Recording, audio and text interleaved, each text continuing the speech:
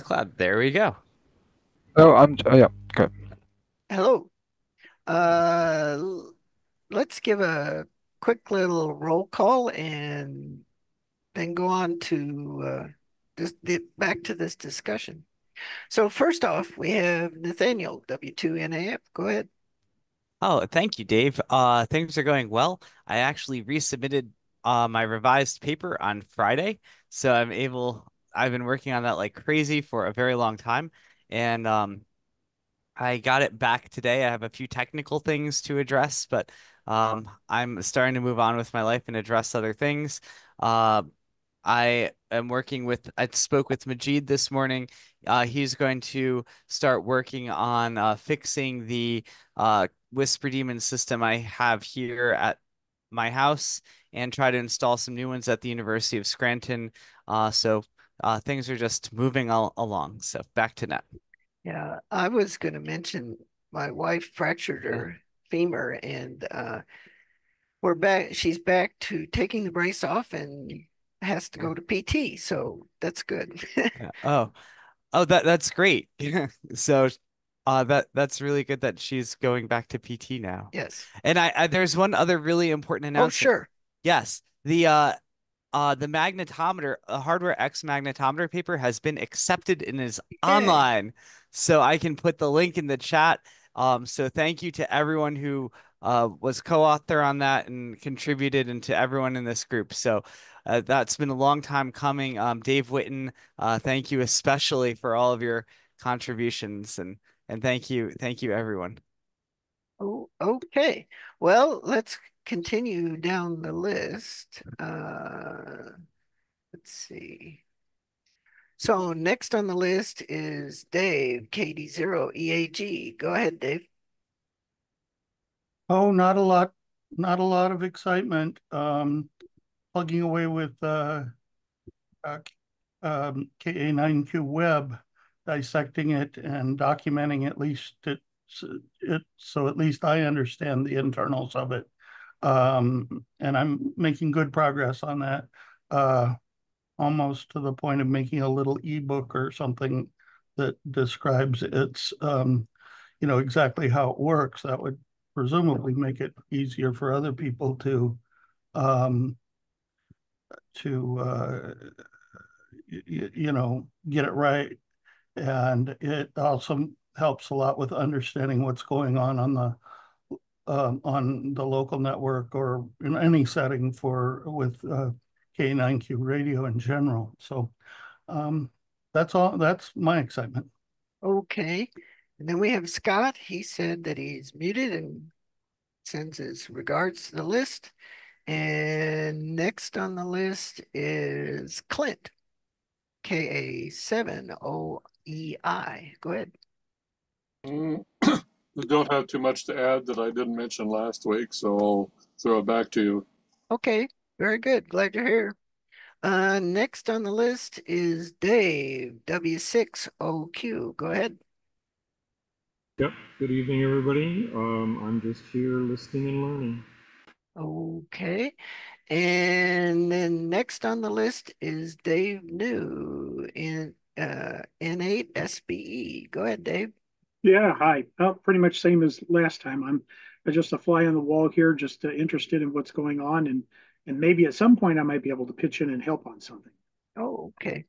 Well, if you hear of something you want that tickles your fancy, please volunteer.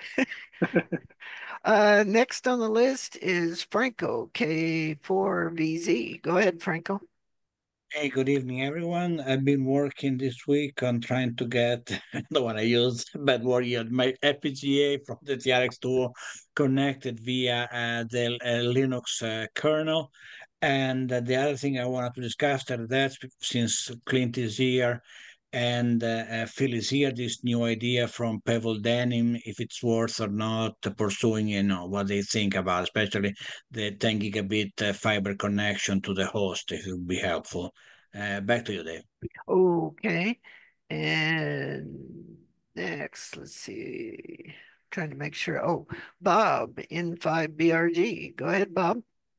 Hello, I don't have a lot to report tonight. Just want to keep up here. So back to you, Dan. Okay. Um, Next on the list is Jamal. Are you there?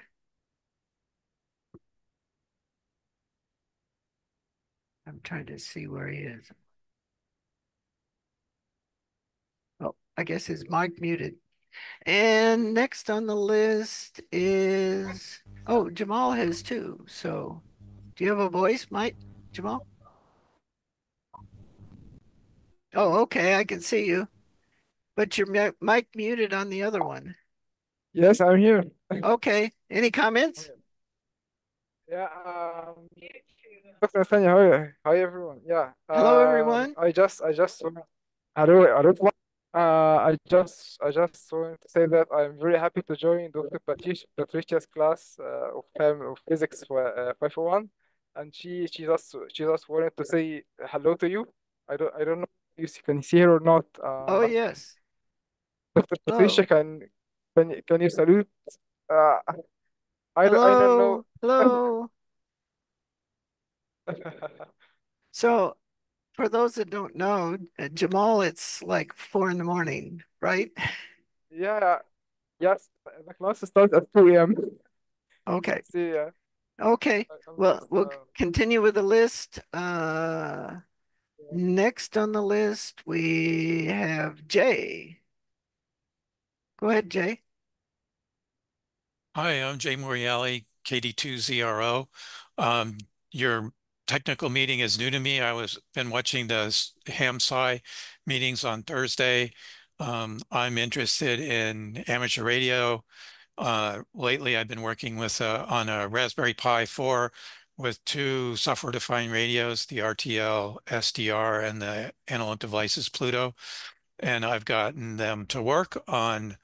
Uh, let's see, that would be Bookworm with GQRX and WSJTX.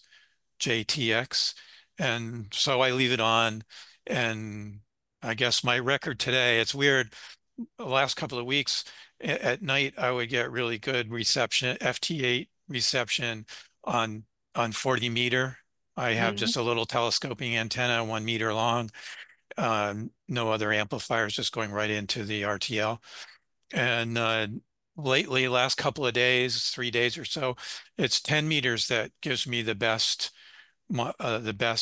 number of detections, FT8 detections, and I report them to the PSK reporter. So if you look me up on PSK reporter, you can see some of my contacts. My record right now is South Africa, 8,000 miles. I can't believe Uh, this puny little thing can Yes. actually detect something like that. So that's what I've been working on. I also got the Raspberry Pi 5 and the AI kit, and trying to understand how to use machine learning to and object detection. I'm not super impressed yet because on my bookshelf, it thinks my books are ties if the camera's just slightly out of focus. And then it thinks my printer is an aircraft. Oh, So I don't really trust it yet, but yeah. now I'm trying to figure out how to generate videos that it can watch maybe from a monitor so I can look and see if it can really detect the 80 objects the large language model says it can detect. So that's Well, the projects I've been working on lately. sounds sounds interesting, and you should find things interesting here among our group. So welcome. Thank you. Next on the list, let's see. I gotta go Where back. did you get your flying printer? That's what I want to know. uh, yeah, HP. Yeah, they do it all now. 3D printed and no, not really. It's a color laser jet printer. Oh, I also like to say I went to the University of Arizona. So Oh, okay. yeah. Very good. Next on the list is Michael Howland. Go ahead. Good evening, everybody. I'll let you know when I get my hands on one of those flying printers. And um, uh, I've been pretty busy with work the past week, so I haven't done a heck of a lot. I guess the main activity was trying to conquer some MDNS and Avahi issues on Gerhard OE3 GBB's machine in Europe, and I hope I fixed it. It big steep learning curve for me, so I always appreciate that. Back to that. Okay. Next, let's see, Bill. Welcome, Bill. It's been a while. I take it I'm the Bill you're talking about. Yes. Yeah, it's been a long time, and I'm just recovering from our local hamfest, so I don't have anything to say. I'll just kind of sit and listen and see what all's been going on. And I would have forgotten about tonight, except Dave said he was going from the Mad River meeting down to this one, and so I finally struggled around and found the password to get in, and here I am. So I'll sit and listen. Back to you, Dave. Okay, very good. Next on the list, let's see, is Jonathan, KC3EEY. Go ahead, Jonathan. Hi, everybody. There has been quite a bit of VLF news that I would like to report. One of the more exciting things was there was a member of the VLF community, the ELF, ULF, VLF Facebook page.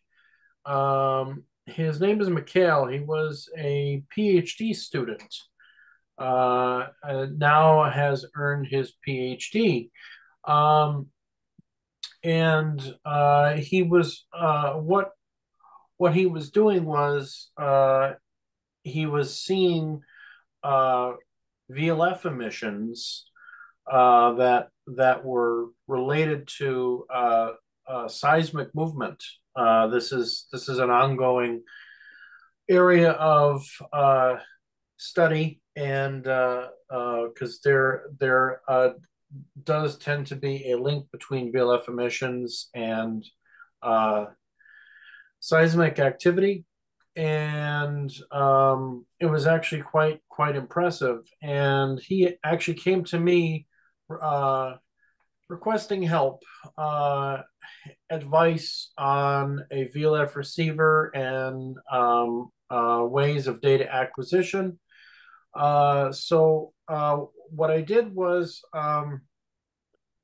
he was able to build a VLF receiver, and I gave him direction and a circuit on how to utilize a GPS pulse per second into his sound card, and Spectrum Lab with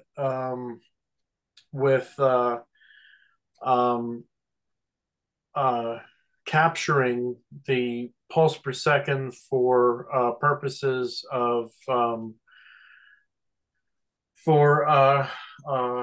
frequency recalibration and time stamping, and he was able to get it all working with my help. I was actually quite happy. I recommended to him isolation for his VLF receiver and a circuit to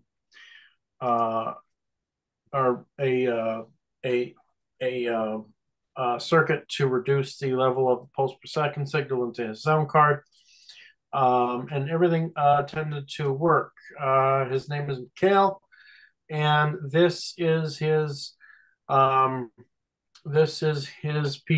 thesis.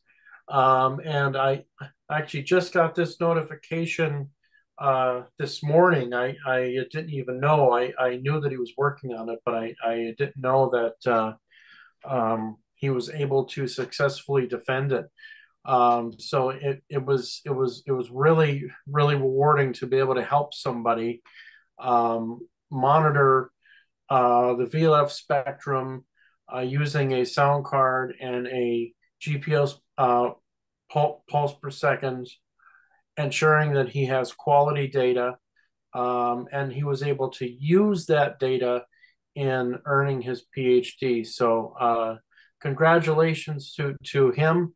Maybe I might be next in the future. So the other a bit of exciting news is that there has been some amateur activity in the VLF band, particularly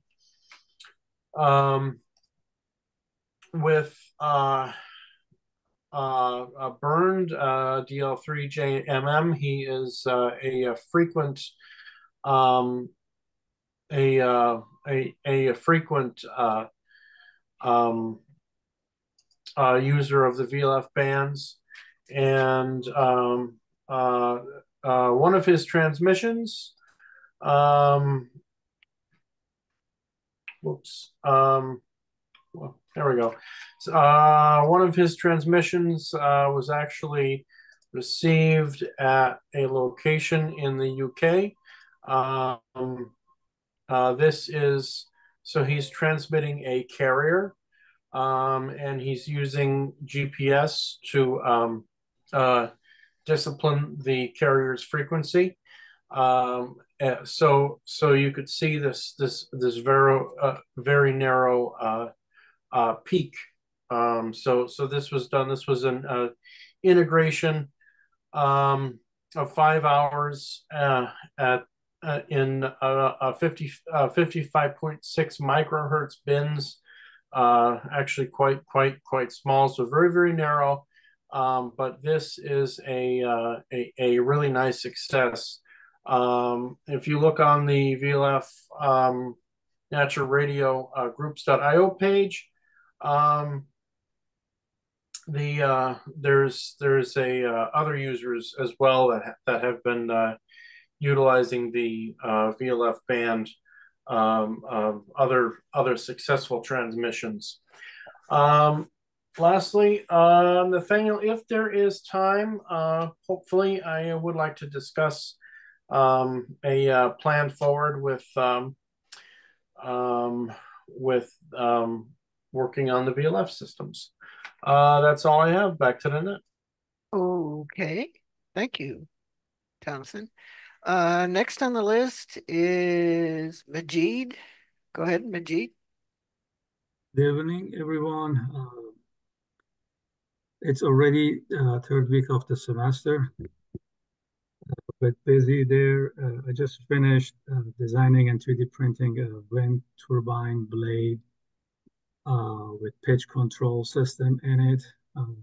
We are right now working on PID control system to make sure that this is spinning the way that we want with different speed of the wind. And for future, as Nathaniel mentioned, I get involved with building to a station at U. So down the road, I'm going to ask some question from Rob Robinett and Michael Hong about the components and what exactly we need to, put this two station together. Back to the net. Okay, very good. Next on the list is Dave McGaw. Go ahead, Dave.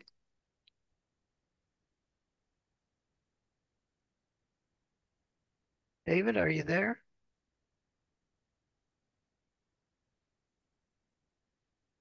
Well, he's got his mic and his camera off, so he's gone for a while. Next on the list, we have Paul, WB6 CXC. Go ahead, Paul.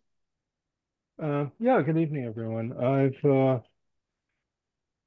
Well, my news is that I just lost all my Google contacts and calendar, so I don't know, but I'll figure that out. I do have Whisper Sonds that will very soon be available. Show you brand new box, a little bit smaller than the old box. Doesn't have a label on it yet, but going to be able to make as many as 20 of these. So Nathaniel, when you're ready, let me know. I can start doing the final assembly and getting them to you. I'm curious about the funding and the schedule and the number of stations. So, And other than that, just everything's good. So back to net. Very good. Good work, Paul. Thank you. Next on the list, let's see. We have Phil Karn, K9Q. Hey, guys, not much to report in the last week. It's been slow with the holiday and everything. I just been enjoying all the spots flooding into PSK reporters since FT8 reporting has been added. Um, I like telling everybody that I'm getting DXCC every day on a loop antenna next to a power line, thanks to the fact I'm monitoring every band and every channel and every band. Other than that, Yes. that's about it right now. Very good. And next on the list, let's see. The list keeps jumping around on me. That's why. Oh, there's Simo KZ2B in, I assume, Michigan. Any comments? He's got Mike muted.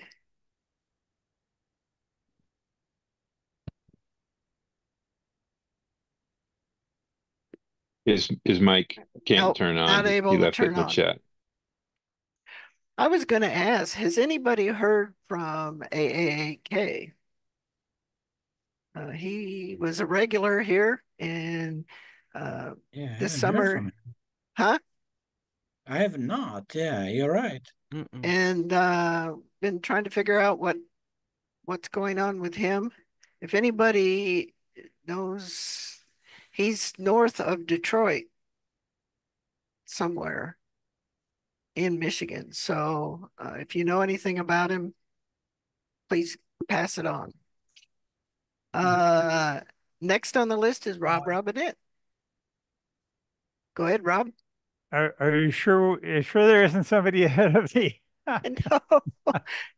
Did Michael get a chance? I was out Yes, watering. he got a chance, but he's Okay. been I am working. back if you want me to go ahead, or Rob. Oh, okay. Good. Dave, Dave. Let's hear today from David. go ahead, David. Yeah, sorry, I was in the middle of something, couldn't get to the mic. But just hello, everyone. I guess it's pretty much same old here. I'll be traveling for a wedding this next weekend, but we're trying to get some of our receivers running and debugged, and trying to. We've got a big project in the department of they're lamping us, so to speak, putting in LED lighting. Oh. And I'm trying to find out what we can do to mitigate interference. Yes. So we're doing a interference survey of the building. So this will be fun, sort of. How many of the AM Dopplers do you have up now? We've got about 10 of them running. Okay. Some are more reliable than others, as Michael will attest to. He's got two that in his purview, and one runs and the other one doesn't want to. But yeah, we've got them all the way out to North Dakota, and from New England south, and then over to North Dakota. So very good. I could say, go ahead. Yeah, go what? I was going to say something about LED relamping because I've done that here. Yeah, go ahead. Yeah, I I have been using Sylvania LED bulbs here because they have been very RFI free. So when it came time to replacing some of the fluorescent lamps here, like what's in my ham shack right here, I relamped the shack. I went and got these T8 4 foot long tubes that were class A and B. So they can be put either into an existing fixture that has a ballast and everything's still in it. And these are rapid start ballast, not instant start, but rapid start. Or you could rewire the fixture, which I didn't really want to go to that kind of trouble, and run them directly off the AC. And they have been completely and totally quiet. The brand is Sylvania, and Right. I've not had any RFI problems with Sylvania LED stuff. Yeah, they want to use Philips, and I don't know how we haven't gotten data out of Right. them I on don't that. have any. I have no experience with Philips. And So the thing is that the fluorescents put out a tremendous amount of hash, especially after they put in electronic ballast. well, Yeah. So well, anyway, we've got I that. We've also got I had also bought a couple of just fixtures, that were LED fixtures. right. And the first time I plugged them in, it completely wiped out 20 meters for me. Oh. So they went out. I got them from Summit Racing, which is the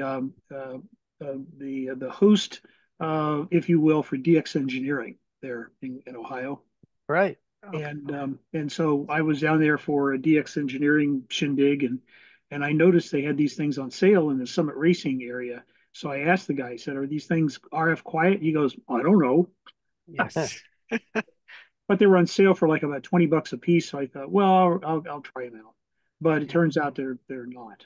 Yeah, some of them are really horrible. We've tried the Yeah. same with our communications trailer with our radio club. Yeah, the other thing is that variable frequency drives are driving us nuts, as well as the lamping. And so we have to test all of that. I've got a three-phase exhaust fan on the roof that they have a VFD on it, overclocking the motor, and creates tremendous amount of hash, especially in the AM band.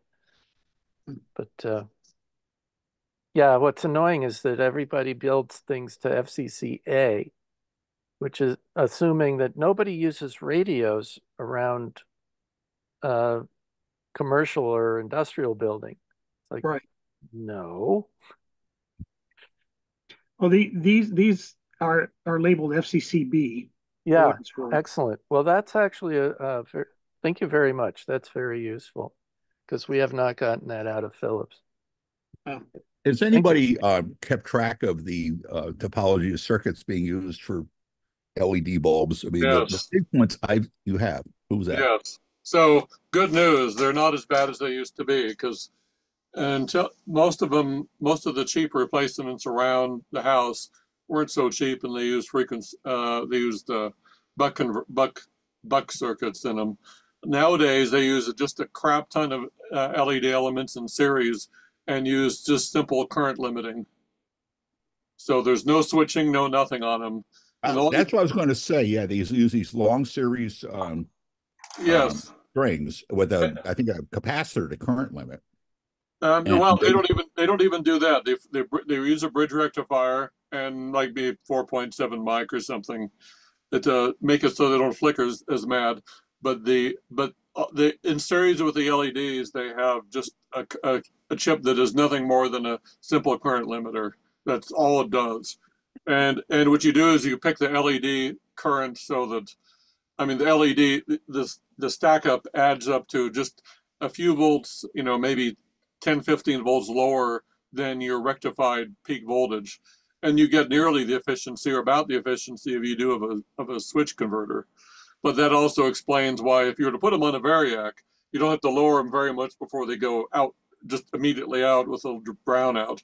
Or why, if you do have a prone to brownout, some of these light bulbs seem to go out or dim considerably compared to their tungsten or anything equivalent. Yeah, there are When you two say current problems. limiter, I mean, it must dissipate heat, right? Unless it's a It capacitor. does. But the thing is if you're talking about maybe so each blue LED die in there is 3 volts. So you have like 50 of them, 45 of them in series. But you're only running them at like 12, 15 milliamps. And and so yeah, you're dissipating much heat, but not really. Yeah, the two problems with that system is that one, power factor isn't very good. Right. Well, if the power factor is leading, who cares, right? The utility probably welcomes that. Well, they don't. I mean, it's like running into a heavy switching power supply. And the other thing is that the question is whether they're going to bypass the bridge rectifier properly, because rectifiers create a lot of hash. Yeah. Well, I've tested them, both where I used to work and around various other places. And the only time I've noticed the current limiting type make noise is if you're on, say, a 2 meter radio within just a few centimeters of the thing. But they don't. But they don't radiate on the line, which is the problem you're having with the VFD, Right. or the old ballast or anything else. I have on my blog. You can find it if you want a whole bunch of pages devoted to filtering it, and it's almost never the fact that the lights themselves radiate. It's almost always conduction. The only ones that do kind of radiate are the 4-foot tubes, which is close-ish to 2 meters, is in a troffer. And I even, where I used to work, I even documented how to make the ones with the electronic ballast shut the hell up. On the VHF. When you got down below about 50 megahertz, it's a waveguide below cutoff. They just can't get out of the troffers once you the ballast, the good quality ballast are reasonably well filtered. Although as you did point out, almost no RF filtering extends below about 1.5 meg, 2 meg with any efficacy, because nobody's spending the money on that much ferrite. Right. Right. But even that's easy to fix. I mean, if it's your own QRM at home, I mean, you can make it as quad as you like. Sounds like a good topic for another QEX article, a survey of modern LED topologies or something like that. Yes, indeed.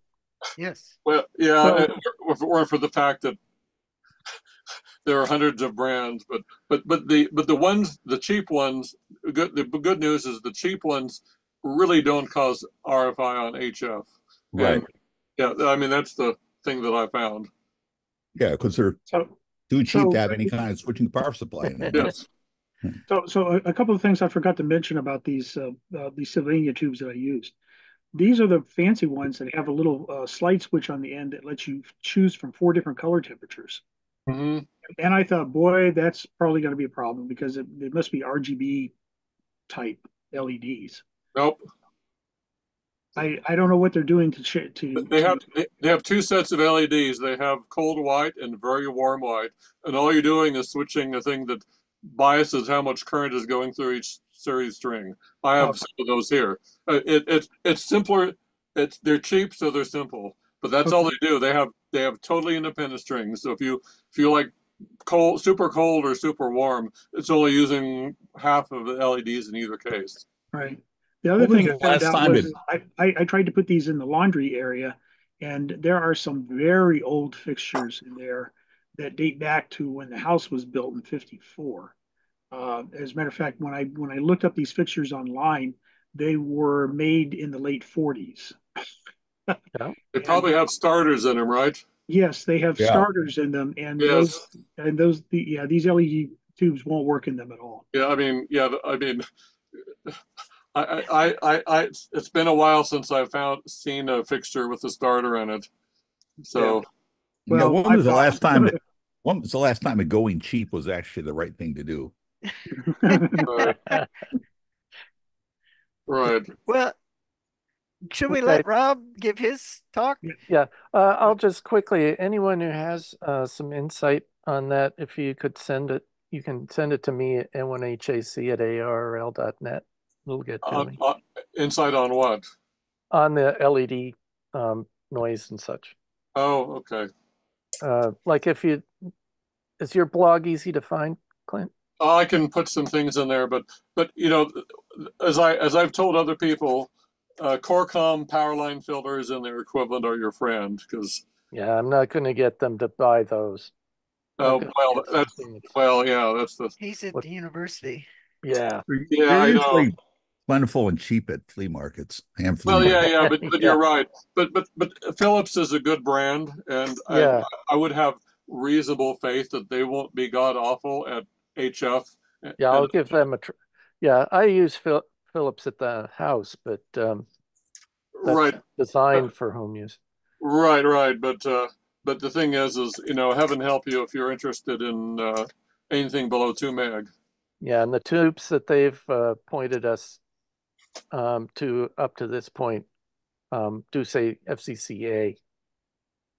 Well, but I'll take a look at the Sylvanias. Thank you very much for that lead on that. Back to Net. Okay, Thank you. Rob, your turn. I have nothing to say this evening in comparison to what's going on. Let's see. What I've been, as always, I've been working on Whisper Demon. We're working on the final parts of it is how to deal with AGC. I've learned a whole lot about receiver design in general from this part of it.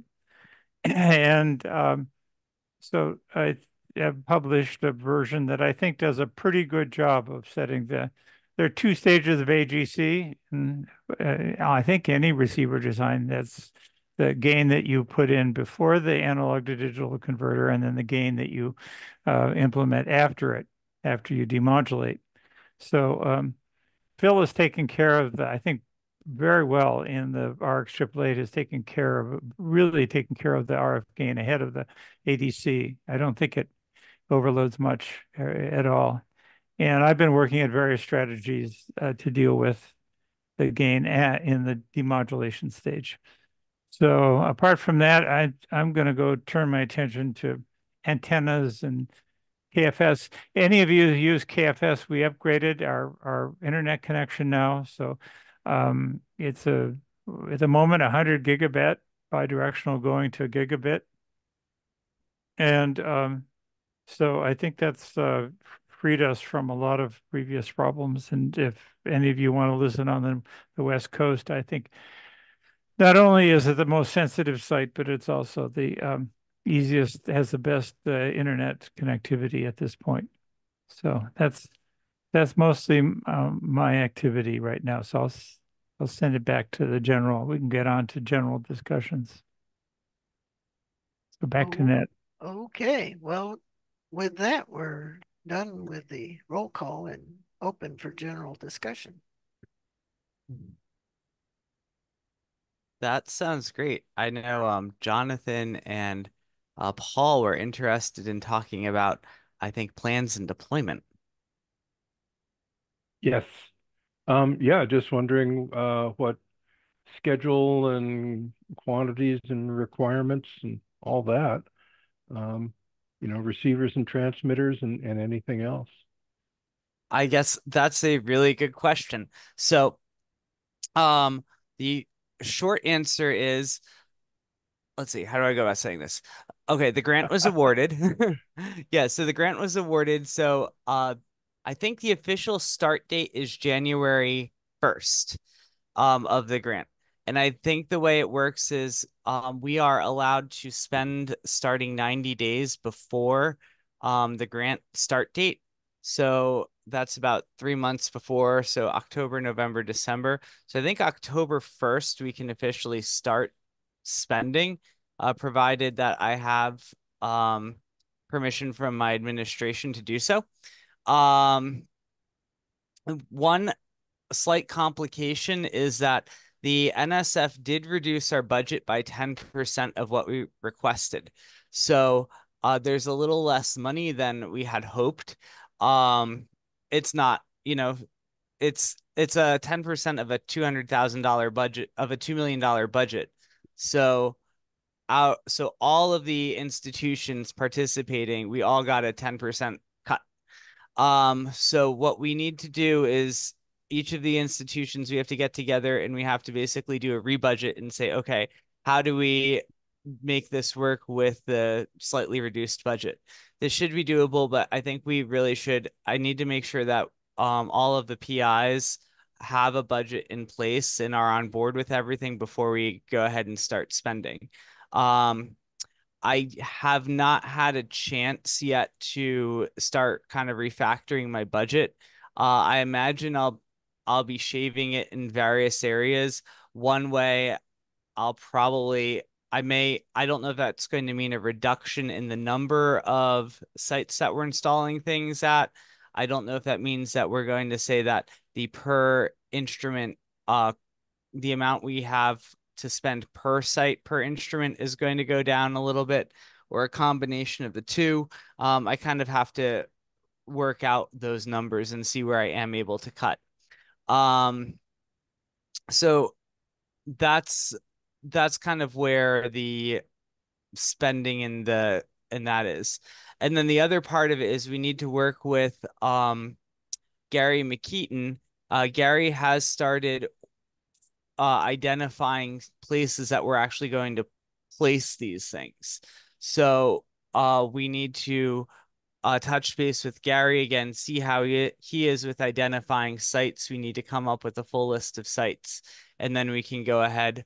Once we have the budget worked out and the list of sites, then we can go ahead and go full speed ahead with orders and things like that. Does that sound reasonable? Well, yeah, it does to me. I'm just interested in the, kind of the scheduling issues. I just want to make sure um, I'm not a roadblock. I want to make sure that I get you what you need when you need it. Thank you. No, you're definitely not a roadblock. I think Yet. you're yet. That's right. Yet. I think you're in a situation where um so there's I think we said in the grant we'd put 30. Let me pull up the document to see what we said we would do. So I actually have a sheet of paper in front of me. Daisy track 2. Um Management plan.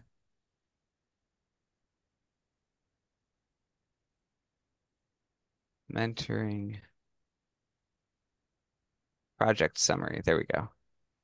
Nope, not project summary. I need the project description.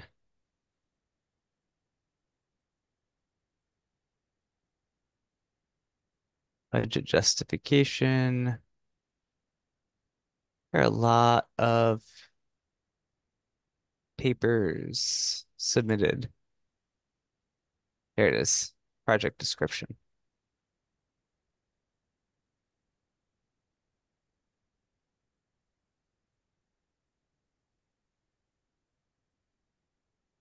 I got that wrong.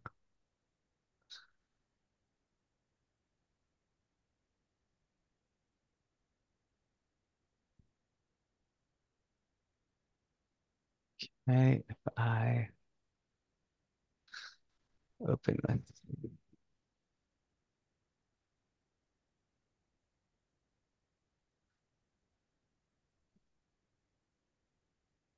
all right, so yes, we said we would. I can share the screen here. Screen one. This is the map that we proposed. So we said that there would be 30 stations that would receive new Daisy 2 uh, personal space weather station receivers. So these 30 sites are supposed to have EF, ELF, and ground magnetometer instruments all co-located with each other. And then the Whisper Sons, those are 10 independent sites that are not co-located with these things. So from your perspective, Paul, one thing that's a little bit easier with you is that you aren't dependent on any of the other instruments. Now, if you compare that with like Jonathan, who's doing the VLF, or with Rob, who's doing the WhisperNet receivers, we're supposed to coordinate doing the WhisperNet receiver, the VLF, and the ground magnetometer all at these same sites. So what I imagine, and with this, so we made this map when we made the original proposal, and these stars and X's are where we said we would aim to put these instruments as close to as possible. So what we have to do is we have to start touching base with Gary McKeaton to see um, if he's identified people who can in fact host these instruments as they said. And once we get that and we're able to um, come up with the actual budget, then we can go ahead and start ordering. As far as the receivers, the Whisper Demon style receivers, RX 888s or whatever, you may, I don't know if you're planning on using, front end filters or preamps, or, some of that stuff that we've installed, um, comes from me. It could come from other people too. But Okay. if those will be requirements, I should probably be in the loop at least, to know how much I need to build for the preamps or filters that go in front of some of these receivers. Okay, so I guess the answer to that is um yes, we do want those from you. Okay. So I guess if you want to start kitting things out, what we said we would do is we said we would do 30 of the RX 888s, 10 of the Whisper Sans. And I guess the question is the real issue is can we either make each station cost less than we originally had in the budget and then still keep the same number of stations? Or do we have to cut the number of stations to meet the new budget or both? So, um, Yeah, and there are a lot of items, for each station, the besides the actual transmit and receive hardware. I mean, there are going to be antennas and power right. supplies and all that kind of stuff, coax. So, I guess, but you have a lot of that in your budget already, I believe. Yeah, so I can show you what we do have up.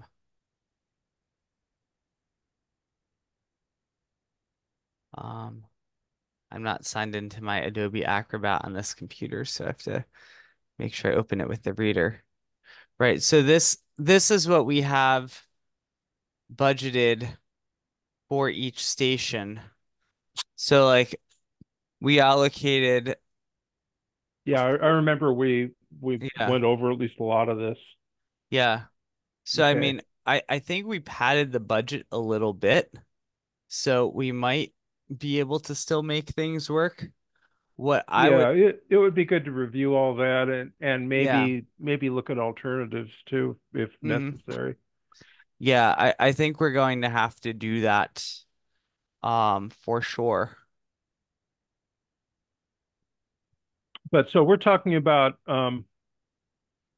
October probably being the earliest significant, deployment of any Yeah. quantities then. Yeah, I think October would be the earliest we could start spending. I don't anticipate, um, let's see. I think we have I know, I don't think I know we have a timeline in here for deployment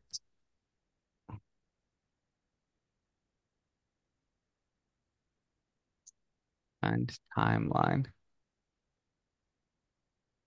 And I guess we also want to look All at right.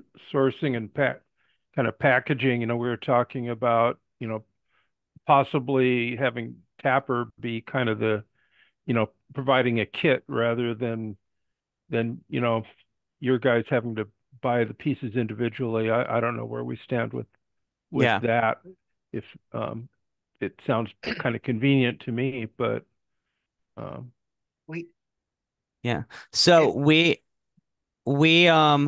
the start date of the grant is going to be January 1st, and that's when we're slated to begin instrument deployment and start purchasing and all of that stuff. So basically we have all of next calendar year to do the deployment.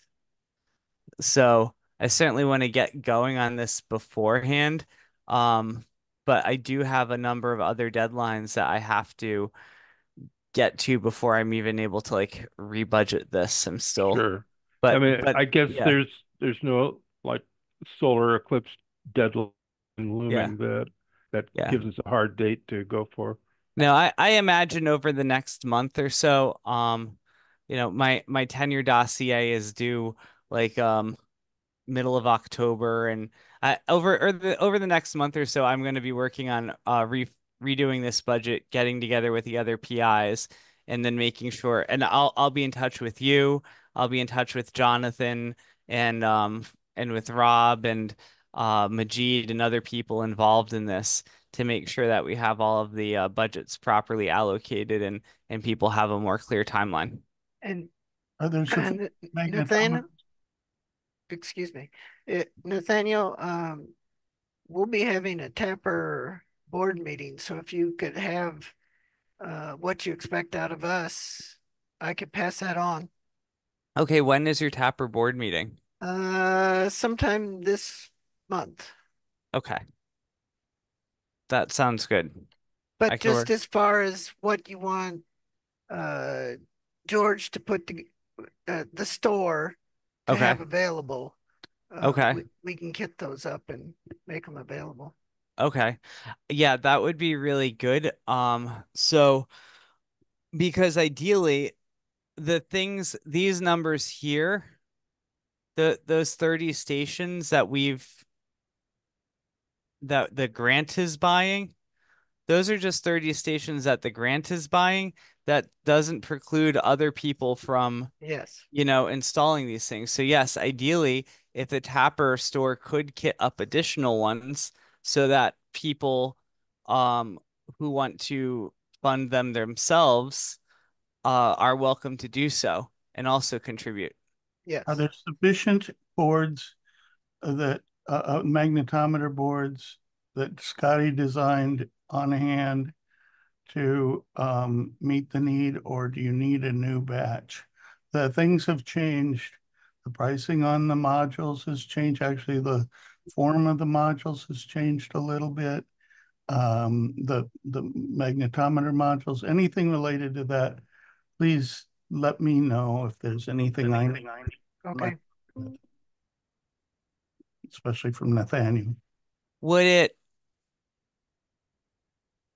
it be reasonable to what would the best way be to go about making sure these numbers are up to date? It also probably depends how many we're actually buying, right? Yeah. In the case of the magnetometer, the module price has gone up, but the price of putting it on the board may be a little lower. It may be simpler Okay. if we use the new ones because they're designed to be just soldered right on to the board.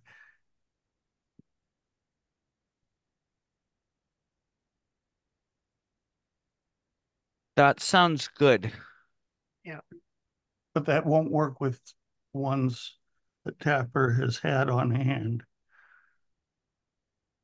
But I can have a new set made anytime. Okay. So just let me know is all I'm saying. I too don't want to be the one who gets in the way. Okay.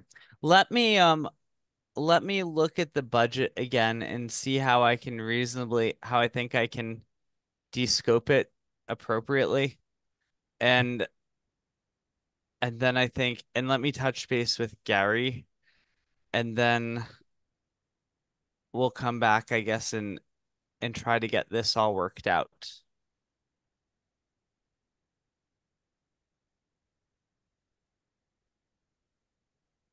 Does that sound good? Sounds good to me. Yep. All right.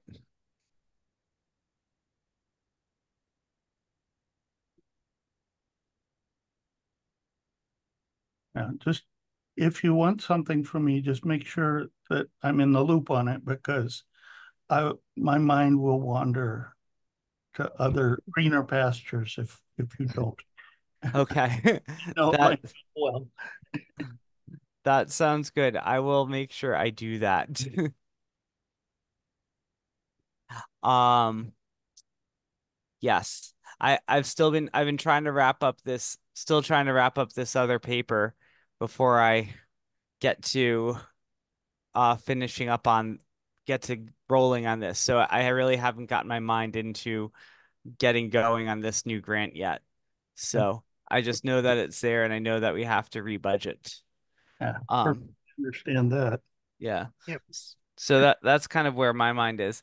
One other thing, I guess another useful announcement is that we do have the HamSCI 2025 dates officially posted now.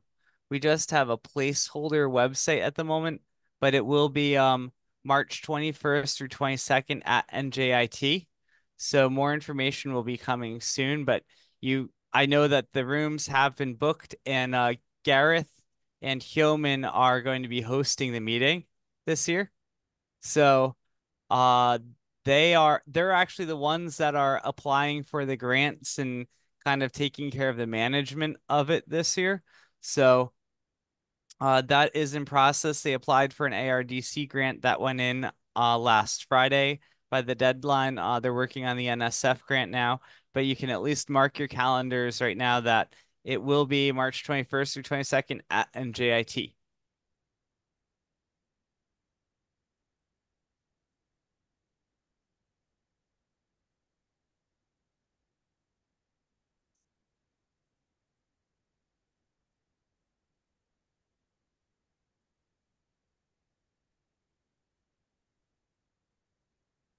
Nathaniel, who's doing the work with NJIT?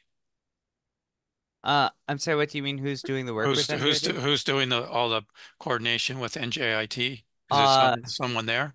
yeah, Dr. Gareth Perry and Dr. Hyomin Kim. They're two of my collaborators. Okay. I don't know them. I work with the IEEE North Jersey section, and I haven't heard about this yet. Okay. Yeah, so they're in the physics department there and they're a little more physics oriented than electrical engineering. So I mean, certainly we would like the IEEE section to know about this. Yeah, you So, send me whatever you want, and I'll send it to the XCOM. okay. Dr. Hong Zhao is our chair. That's great. I guess for the moment, the main thing is to just put some sort of notice that this is happening, and we'll be working on filling out the website as time goes on. And if you give their contact information, I can pass that on too. Okay. Thank you.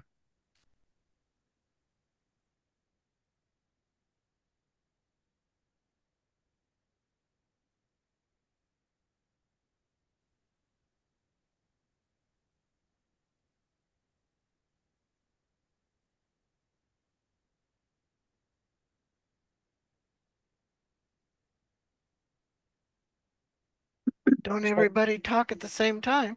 I was going to say, I think this has been discussed before, but how important is it for the PSWS to have a magnetometer in sight? Because I live on a small city lot and I don't think that a magnetometer will work here. It's not critical for the if you're interested in collecting HF observations, it's not critical.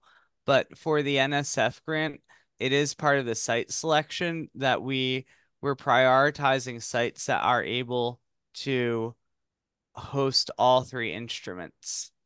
Right. So if you're going to be considered for a funded um site, there is reason that one of the requirements for getting equipment from the NSF grant this round is being able to host all three. Yeah.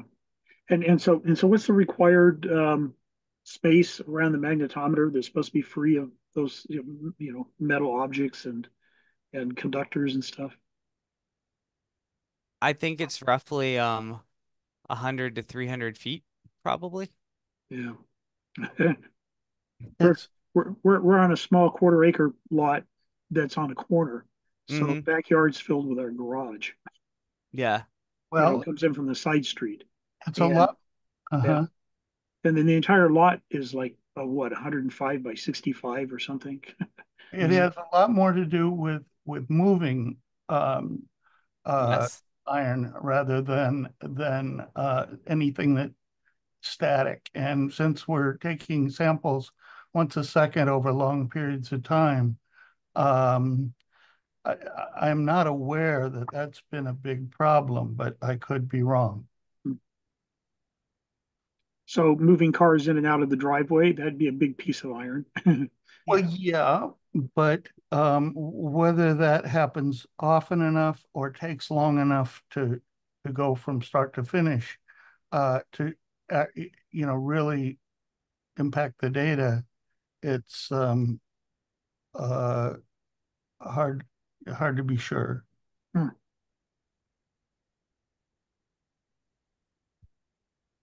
So we have 2880-volt power lines on overhead poles at the back of the yard. That might be another. Yes.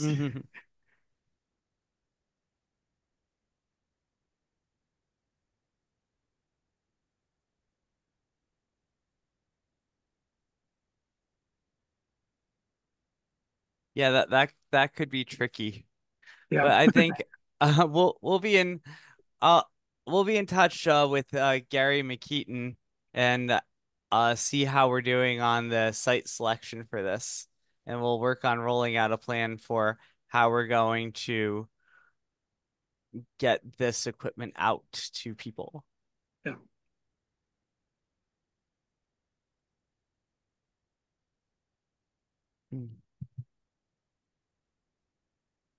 And I can probably offer a site one way or the other in on a 400-acre farm up in North Missouri with good connectivity, but far from except occasional tractor, I suppose. But that even then, that's pretty far. They'll keep their different distance. So that Yeah, that sounds like sounds a really ideal. nice site. Yeah. it should be. I just need to get off my butt and go up there, and I've got all the pieces sitting here. Just Yeah, no, that sounds really, really ideal. Yeah, so the object is going to be to take that map that I showed you and try to identify volunteer sites as close to the positions that we put on there that provide the best sighting for these instruments. And there will be a couple sites that will maybe not um be quite as ideal, but they're more going to be geared towards we have a couple education sites like the city CUNY Queensboro. They're going to be a site, but they're more going to be an educational site than a science data site.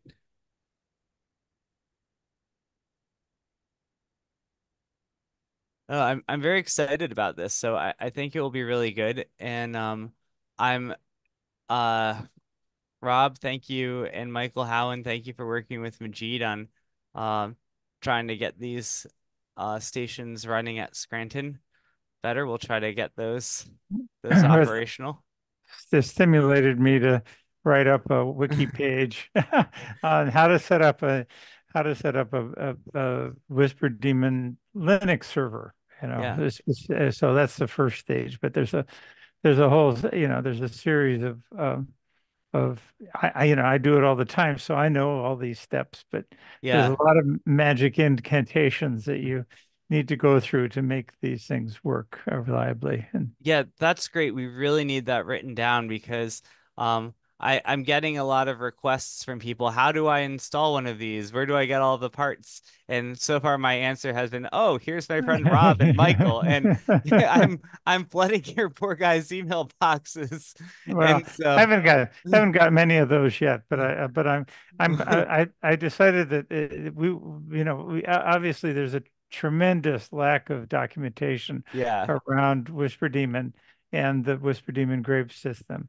So Okay. now that I've finished, all of the feature implementation and I'm testing it, I'm turning my attention to writing some documentation so that I can people I can point people at wiki pages at my Yeah. it's on my GitHub page Yeah. for the Whisper Daemon GitHub. And that's great. If in Majid and Hyomin, you saw Hyomin student or Hyomin wants to have students do this as well. I think they're going to be really good like first beta testers for Yes, your I need those. Yes, documentation. absolutely. So Yeah. I mean, I'll be, I know so much about it. I'll have no awareness of what kinds of knowledge people and experience people have when they come to this. So I try to approach it from a almost complete neophyte. But you, this involves some knowledge of how to open a terminal window and type commands in Linux and stuff like that. So uh, I'm presuming a certain level of familiarity with basic computer operations and so yeah, on. that Anyway, sounds great. Well, I think it's 10 o'clock here. I think I'm going to sign off for the night. yeah. I don't think I'm going to bed yet. I think I'm going to try to get this Uh, paper revised once more and Anyway, resubmitted. okay. Well, we But want to get you online and reporting both from home and yes, there, and from the and university. we want to your USR your transmitter at Patrick's is the number 2 in the world in That's terms of awesome. total number of spots, but we have lost the remote access to the Whisper command line, so Okay. I need to I it's not that important, but I was going to send a note to Patrick and Yeah. see if we couldn't get that reconnected.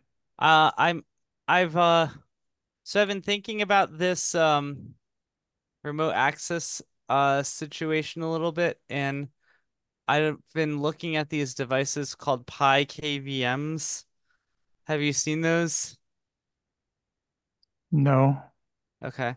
So uh, well, um I'm I'm probably going to order some of these, or I'll start with one and try it. But basically it's again a Raspberry Pi based solution, but it acts as a KVM to whatever server you're plugging into it. And the idea is that this is going to be a rather stable operating system that they've packaged up, or it's hopefully stable. And you can plug the HDMI output and the um, USB of some other system into here. And then you can actually set the BIOS and change things on the remote system directly. yeah, I have about 100 sites with Whisper Daemon remote Yeah. access channels active, and I actually have never found the need for access to the BIOS Yeah. and rebooting. I've so I it's something my remote access connection service doesn't do. Obviously, it Yeah. doesn't talk to the BIOS and so on, Right. but especially in the case of a Pi, it really Yeah. doesn't have the Pi doesn't have a BIOS, so Right. there's really nothing to do during boot up. I've been looking at it more for some of my other computers. Like, I have my Whisper Demon not on a Pi. I have it on a full-size desktop. I have a few other full-size desktops that sometimes when I Yeah. travel. But I'm looking at doing that and getting some other systems where I can turn Hmm. power cycle things remotely Yeah. um with like a internet controlled UPS versus um Yeah. yeah. I just suffered an almost week-long outage at KPH because the Kiwis didn't come back up reliably after a power outage. Yeah. And I've just given up on it. I'm going to put out a little, $45 web strip that's web controlled power strip and individual power supplies and just do a control, power cycle in that way. So, Yeah. but that's almost a problem almost unique to Kiwis. Kiwis are very sensitive to uh, power supply ramp up and times, and the Pi itself is wonderfully insensitive to things like that. Mm, So I haven't I've had well, I don't know I've only had one Pi go down on me that's unrepairable. yeah. But um, but Well, anyway, I better go, so I have to try to get yeah. this paper revised and turned back around. A few just like technicalities I'm working on, so but If you they've got to be addressed. if you're using Uh-huh. if you're using Bookworm, that's probably the best, and use VNC and Tiger VNC for the remote. Well, I've given up on remote desktop access to Ubuntu.